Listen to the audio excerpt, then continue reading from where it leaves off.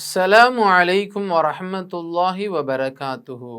அல்ஹம்துலில்லாஹி ரப்பில் ஆலமீன் வஸ்ஸலாத்து வஸ்ஸலாமு அலா சய்யிதினா முஹம்மதிர் ரசூலில்லாஹி ஸல்லல்லாஹு அலைஹி வஸல்லம். அம்மா பஅது. அருமையான ஜெம் டிவி நேயர் பெருமக்களே, உங்கள் மீதும் உலக மக்களாகிய நம் யாவர் மீதும் எல்லாம் அல்ல அல்லாஹுவின் அன்பும் அருளும் உண்டாகட்டுமாக. இஸ்லாமிய நற்போதனைகளில் இன்றைய தினம் நாம் பார்க்கவிருப்பது குழந்தைகளை ஏமாற்றாதீர்கள். இன்றைக்கு நம்முடைய வீடுகளில் இருக்கக்கூடிய குழந்தைகளை பெற்றோர்களாக இருக்கக்கூடியவங்க சில நேரங்கள் என்ன செய்கிறாங்க, பொய் சொல்கிறாங்க குழந்தைகளிடத்தில். அதே நேரத்தில் குழந்தைகளிடத்தில் ஏமாற்றக்கூடிய நிலைகளை பார்க்கிறோம். அருமையான நேயர் பெருமக்களை நாம் கொஞ்சம் யோசிக்கணும். நம்முடைய பிள்ளைகளிடத்தில் நாம் பொய் சொன்னோம். உதாரணமாக பிள்ளைங்க ஏதாவது ஒரு பொம்மை வாங்கித்தாங்க, டாய்ஸ் வாங்கி கொடுங்க, அல்லது ஏதாவது சாக்லேட்டு வாங்கி கொடுங்க, அல்லது வேறு ஏதாவது விளையாட்டு பொருளை வாங்கி கொடுங்கன்னு கேட்குறாங்க. இன்ஷா தான் வாங்கி தரேன்னு சொல்லி வாங்கி கொடுத்துடணும். நான் வாங்கி தர்றேன் அப்படின்னு சொல்லிட்டு வாங்கி கொடுக்காமல் இருந்தால் அந்த குழந்தையை நம்ம ஏமாற்ற நிலைக்கு போயிடுவோம்.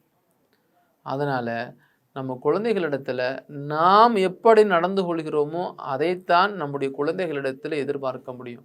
குழந்தைகள் விளையாட்டு பொருட்களை கேட்பதிலோ, சாக்லேட் பொருட்களை கேட்பதிலோ, அல்லது ஏதாவது ஒரு பஜாருக்கு நம்ம ஷாப்பிங் போயிருக்கிறோன்னு சொன்னால் அங்கே போன இடத்துல அதை வாங்கி கொடுங்க, இதை வாங்கி கொடுங்கன்னு சொல்லி மன்றாடுவாங்க. நம்ம குழந்தைகளுடைய விருப்பத்தை, குழந்தைகளுடைய எதிர்பார்ப்பை முதன்மையாக நாம் விளங்கிக்கிறணும். விளங்கி வாங்கி தருகிறேன் அப்படின்னு சொல்லி வாக்குறுதி கொடுத்துட்டு வாங்கி கொடுக்கவில்லை என்று சொன்னால் நாம் குழந்தைகளை ஏமாற்ற லிஸ்ட்டில் போயிடுவோம். அதைத்தான் நபிகள் நாயகம் ஸல்லல்லாஹு அலைஹி வஸல்லம் அவர்கள் சொல்வார்கள், உங்கள் குழந்தைகளை நீங்கள் ஏமாற்றாதீர்கள், உங்கள் குழந்தைகளிடத்திலே நீங்கள் பொய் சொல்லாதீர்கள். உதாரணமாக சொல்ல வேண்டும் என்று சொன்னால், அப்துல்லாஹ் பின் ஆமீர் ரலியல்லாஹு அன்ஹு அவர்கள் கூறுவார்கள், நான் சிறுவனாக இருக்கிற சமயத்தில் ஒரு சமயம் ஸல்லல்லாஹு அலைஹி வஸல்லம் அவர்கள் எங்கள் வீட்டுக்கு வந்தாங்க. அப்படி வீட்டுக்கு வந்து எங்களுடைய பெற்றோரிடத்தில் பேசி கொண்டிருக்கக்கூடிய சமயத்தில் என்னுடைய தாயார் என்னிடம் பேசி கொண்டிருக்கக்கூடிய சமயத்தில் டிஸ்டர்ப் பண்ணாதம்மா இங்கே வாப்பா அப்படின்னு சொல்லி கூப்பிடுவாங்கல்ல. நம்ம வீட்டில் யாராவது வந்திருக்கிறாங்க, பேசி கொண்டு இருப்போம், பிள்ளைங்க அங்கும் இங்குமா விளையாடிட்டு இருப்பாங்க. விளையாடாமல் இருக்கிறதுக்காக வேண்டி குழந்தைய கூப்பிட்டு, நான் உனக்கு கடை கொடுப்பியா, இது வாங்கி தர்றேன், நீ கொஞ்சம் சேட்டை பண்ணாமல் இருக்கிறியா, இதுவும் சேட்டை பண்ணக்கூடாது என்னம்மா அப்படின்னு சும்மா பேருக்காக சொல்கிற பழக்கம் இருக்குது பார்த்தீங்களா, அதை கூட சொல்லக்கூடாதான். அப்துல்லாஹ் இப்னு ஆமீர் ரலியல்லாஹு அன்ஹு அவர்கள் சொல்வார்கள், நான் சிறுவனாக இருக்கிற பொழுது என்னுடைய வீட்டிற்கு நபி அவர்கள் வருகிறார்கள். என்னுடைய பெற்றோர்களிடத்தில் பேசி கொண்டிருக்கக்கூடிய அந்த சமயத்தில் என்னுடைய தாயார் குழந்தையாக இருக்கிற என்ன இங்கே வாமான்னு கூப்பிடுறாங்க. கூப்பிட்டு, நான் உனக்கு இந்த பொருளை தர்றேன், கொஞ்சம் அமைதியாக இருக்கிறியா அப்படின்னு சொல்லி என்னையே சாந்தப்படுத்துகிறாங்க. அந்த சமயத்தில் நபிகள் நாயகம் ஸல்லல்லாஹு அலைஹி வஸல்லம் அவர்கள் அந்த அம்மாவிடத்தில் கேட்குறாங்க, உங்கள் குழந்தைய கூப்பிடுறீங்களே, குழந்தைய கூப்பிட்டு என்ன கொடுக்க போகிறீங்க அப்படின்னு கேட்குறாங்க.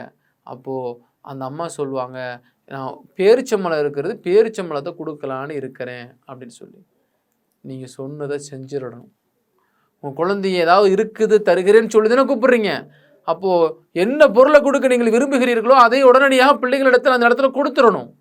பொய் சொல்லிவிட்டால் அல்லது தருகிறேன் என்று சொல்லி காலதாமதப்படுத்தி விட்டால் நீங்கள் பொய் சொன்ன வரிசையில் சேர்க்கப்படுவீர்கள் அப்படின்னு நபி அவர்கள் ஒரு எச்சரிக்கையை செய்கிறார்கள். உங்கள் பிள்ளைக்கு நீங்கள் இப்போது எதுவும் கொடுக்கவில்லை என்றாலும் உங்கள் மீது ஒரு பொய் பதிவு செய்யப்படக்கூடியவர்களில் நீங்கள் சேர்க்கப்படுவீர்கள். அபூ தாவூத் என்கிற கிதாபில் பதிவு செய்யப்பட்ட ஒரு ஹதீஸ். அருமையான நேயர் பெருமக்களே, அப்துல்லாஹ் பின் ஆமீர் ரலியல்லாஹு அன்ஹு அவர்கள் வளர்ந்து வந்த அந்த சமயத்தில் இந்த ஹதீஸை அறிவித்து தருகிறார்கள். இன்றைக்கு நம்முடைய பிள்ளைகளிடத்தில் யோசிக்கிறதே கிடையாது பொய் சொல்கிற விஷயத்தில். நம்ம வீட்டில் பிள்ளைகளை சமாதானப்படுத்துறதுக்காக எப்படிலாம் பொய் சொல்லணுமோ அதெல்லாம் சொல்லி நமது பிள்ளைகளை வளர்த்து கொண்டு இருக்கிறோம். அருமையான பெருமக்களே, சிறிய நாட்டினுடைய ஒரு அரபி பழமொழி ஒன்று சொல்லப்படும். அதில் மனிதர்களிடம் பொய் சொல்லும் முன் 100 தடவை யோசி, மனிதர்களிடம் பொய் சொல்லும் முன் 100 தடவை யோசி, உன் பிள்ளைகள் முன்னால் பொய் சொல்லும் முன் 1,00,000 தடவை யோசி, அல்லாஹ்விடம் பொய் சொல்லும் முன் 1,00,00,000 தடவை யோசி. அல்லாஹு அக்பர். கொஞ்சம் யோசித்து பாருங்கள். சக மனிதர்களிடத்தில் ஏதாவது பொய் சொல்ல வேண்டிய அத்தியாவசிய தேவை ஏற்பட்டது என்று சொன்னால் பொய் சொல்கிறதுக்கு முன்னாடி 100 தடவை யோசனை பண்ணிக்கப்பா. உன் பிள்ளைகளிடத்துல பொய் சொல்லணும் அப்படிங்கிற மாதிரி நிலை ஏற்பட்டால் 1,00,000 தடவை யோசித்து உன் பிள்ளைகளிடத்தில் நீ நடந்து கொள் என்று அந்த சிரியா நாட்டினுடைய அரபு பழமொழி ஒரு கவிஞர் சொல்லுவார். அருமையான நேயர் பெருமக்களே, நாம் நமது பிள்ளைகளிடத்தில் எப்படி நடந்து கொள்கிறோமோ அதனுடைய பிரதிபலிப்பு தான் நாளை நம்மளுடைய பிள்ளைகளிடத்திலிருந்து வெளியாகக்கூடியதாக இருக்கும். பிள்ளைகள் இளைஞர்களாக மாறி நல்ல நிலைக்கு வருகிற பொழுது பிள்ளைகள் நம்மிடத்திலே பொய் சொல்லுகிற நிலையை பார்க்கிறோம். பிள்ளைகள் நம்மை ஏமாற்றக்கூடிய நிலையை பார்க்கிறோம். பிள்ளைகள் பெற்றோர்களுக்கு செய்ய வேண்டிய கடமைகளை விட்டும் விலகி பெற்றோர்களுக்கு மோசடி செய்கிற, பெற்றோர்களை வீட்டை விட்டு வெளியாக்கக்கூடிய நிலைகள் ஏற்படுகிறதா இல்லையா? அத்தகைய நிலை ஆளாகாமல் இருப்பதற்கு நாம் வழிகாட்டியாக அமைந்துவிடக்கூடாது. அதனால பிள்ளைகளிடத்திலிருந்து எப்பொழுதும் அன்பை காட்ட வேண்டும், உண்மையாக இருக்க வேண்டும். அதன் பிரதிபலிப்பு நமது பிள்ளைகளிடத்திலிருந்தே சரியாக வெளியாகும். நாம் எப்படி நடந்து கொள்கிறோமோ அதை பொறுத்துத்தான் நாளை நமது பிள்ளைகளுடைய எதிர்காலம் இருக்கிறது. இன்ஷா அல்லாஹ் நமது பிள்ளைகளை சரியாக வளர்த்தெடுப்போம். அல்லாஹ் அதற்கு உதவி செய்வானாக. அஸ்ஸலாமு அலைக்கும் வரஹ்மத்துல்லாஹி வபரகாத்துஹு. இன்ஷா அல்லாஹ் மீண்டும் நாளை சந்திப்போம்.